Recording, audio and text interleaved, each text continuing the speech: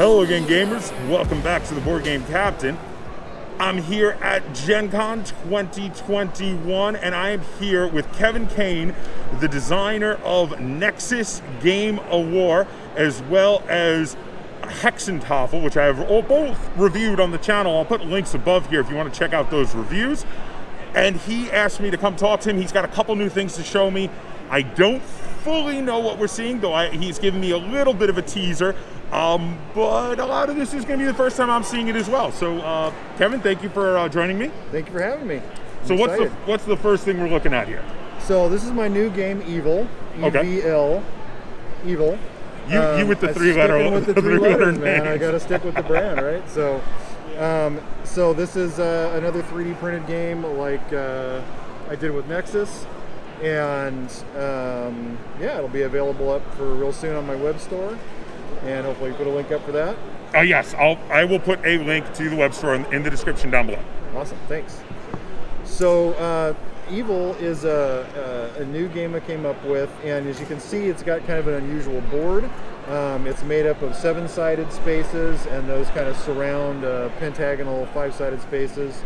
And the idea is you're going to play with these sort of flat stackable pieces on the red spaces, and you're trying to surround and capture the gray spaces, the pentagons. Okay, so how do you surround one of the gray spaces? Right, so you can, we'll get into how to build a stack in a second, okay. But you can only do it on an unstack. So let's say you've got a stack of pieces here. Okay. And you unstack the stack of pieces in this manner. You pick it up and you move it, and you kind of sew the pieces out one at a time. Okay. And you don't, and so you can basically go as far as the stack is high. Okay. And in this case, what I've done is I've surrounded this pentagon on 2 non-adjacent sides. So I would take a marker and put it there. So and that's yours now. Right, so if it was adjacent, if I just left it like that, no capture, but because I've got here 2 non-adjacent sides, I get to get that. Now, once you've captured that, can I surround it and take it back from you? That's correct. Yes. So if I had, hypothetically, let's say I had 4 here, could I go 1, 2, 3 and take that spot? Absolutely. Like so? Yep. Exactly. Okay, I'm getting it. Yeah. So the other thing you'll note is that if you have a position like this, where your stack is essentially splitting 2 pentagons, I've got 2 non-adjacent sides here, 2 non-adjacent sides here, so then you would get both of those. So you can actually get 2 at one time, which is, you know, a real nice, efficient way to get territory. Very cool. Yeah. And then how do you win?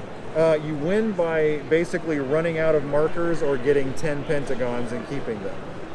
So either getting all your markers on the board, or just specifically 10 pentagons? If you get run out of markers, that will be 10. So you have 10 markers. So if you put 10 I didn't markers, count them. Yeah. And so if you put 10 markers on the board, then you win. Very cool. Yeah. Now, how do you get your pieces onto the board? Essentially, when the board is empty, you would just start out by placing a piece, right? You can't capture any pentagons just by placing a piece, but placing this here does not capture those. Correct. Okay. Yeah. So you just place a piece on the board, I place a piece on the board, etc., and then I can place a piece on top of my own piece, but not yours. Okay. Yes. And then I could do the same. And then you can do the same. And then when you unstack, then I can just unstack like this. I now control that stack, so you can't place a piece on top of that. I see. But if you place a piece somewhere else, then I can place a piece on top of a stack that I control. But then I could do that. Well, you could, except that there's a stack height limit of 4. Which essentially sort of limits the power that you have to do that. All right, so instead, I would have to place somewhere else then. Exactly. Okay, fair enough. So really, that's all there is to it, and there's a whole lot of depth of tactics and strategy that emerge from those fairly simple rules. Yes. And the game, I'll be honest, is sort of vicious, because you end up covering each other's stacks, and so it gets really nasty because you're just A lot of jumping on top of each other, and stymieing your opponent. I can already see that it's going to be very important to get that fourth piece, that very important fourth Yes. piece on a stack to protect it. Correct. Those 4 tall stacks are very important. They are essentially a wall because you can't unstack past them. Right. Because you're stuck. You can't Yeah. go here. So they essentially become a wall. You can't go over. But then top from of here, them I could go.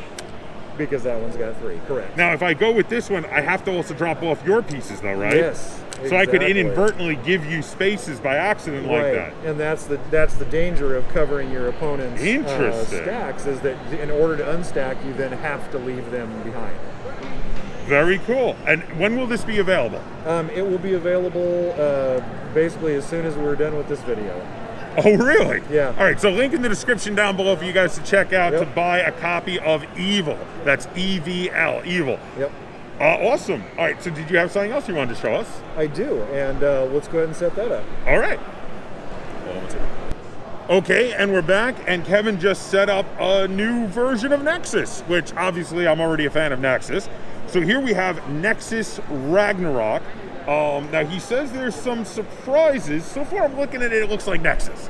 So talk to me. That's true. It does look very much like Nexus. In fact, it is Nexus, and it can be challenging when you're learning a new game to throw in a bunch of stuff before you learn the basic rules. So, this is just essentially a copy of Nexus with all the basic rules, and you can play it just like this. You can play it 2-player mode, and you just essentially ignore this yellow area over here. Or you can play it in 3-player mode, or there's a really great variant called Jotun, which is the Viking word for giant. Yes. Where you Jotun. essentially, yes. Yeah, there you go. I mispronounced it, Jotun, yes. So anyway, where essentially the two of you play with a zombie third player where you take turns controlling the third player. That one is a lot of fun. But that's not really the variant. The variant on this one is it comes with a deck of cards that allow you to modify the rules of Nexus for that turn. So do you get a hand of cards? Yeah, at the start of the game, you're dealt out 3 cards face up, and you can use them once per game. So face up, so it is public knowledge. It is. Okay. Although, if you wanted to throw a little spice in there and deal them face down and play with hidden rules, I have no objection to that. Tricksy. Very tricksy. You can also deal the cards face up and then put a community card over here and play much like Onitama, where once you use your power, you give it up to the center and take that one. Oh, that's cool. So the extra cards cycle. So there's a couple of different ways to play, which I think makes it pretty exciting. And so you get cool rules that you can use during your turn. It's like resurrect a piece. So during your turn, if you have this card, you can take a piece that's been captured and put it back on the board. So. Oh, cool. Yeah, and then you get stuff like. Now, can you only do 1 card per turn? 1 card per turn, that's correct. And in general, unless the card says otherwise, it kind of takes your turn, right? So resurrect a piece, you just put a piece on the board, you're done. And again, now you could either do 3 cards each once for the whole game, or you could do where you play it and then you're going to be giving it to your opponent. Correct, yeah, or potentially give it to your opponent. But it cycles back to a community area. I see. Yes, and so, like I said, that's kind of what I call Onitama style. Okay. Because it's very similar to that. And then so, but again, if you wanted to play with 4 cards each or 5 cards each, no complaint. It's a little bit, whatever style you want to play in, it works. But we got other fun stuff, like you can rotate first instead of moving and then rotating. Okay. There's all kinds of things. You can jump over pieces during a move. So is there a ton of optional rules in here in regard to you could play with more cards, you could play with less cards? Is it all in the book? It absolutely is all in the rule book. That's fantastic. Yeah. So, give me 3 random cards. I want to read 3 random cards. Okay. Let me get some cards out here. Yeah, absolutely. Just mix them up a little bit. There you go. Okay. So right now, I just got 3 random cards. My first card is Jump on Move.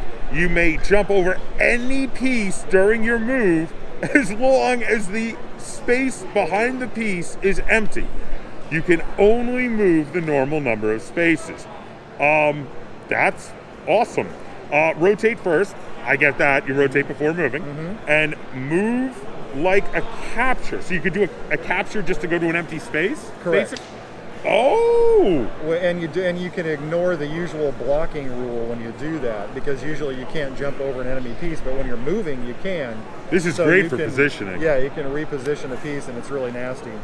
And then we've got stuff like extra capture distance, so you can capture 2 spaces away, which is a nasty one. Move any direction, even if you're not facing that direction. And then I'll tell you the other one, and you've played enough Nexus to know that this card right here is killer, which is extra move distance. You may so move. you get 1 extra space of movement, and during the end game, this is a killer. Well, yeah, because you can win the game with that. Absolutely. Very easily, you could win the whole game with that.